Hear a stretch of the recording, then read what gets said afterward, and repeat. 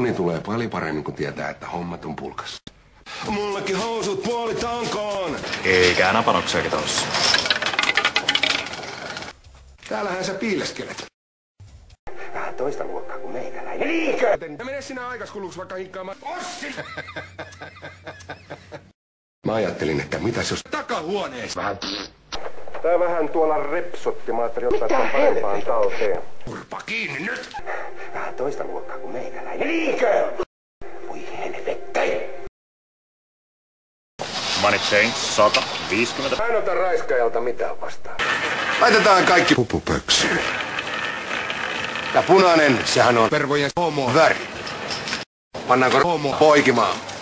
Aion nimittäin viedä naisystävän Pariisiin yllätysmatkalle. Ja Pariisihan on tunnetusti homo kaupunki.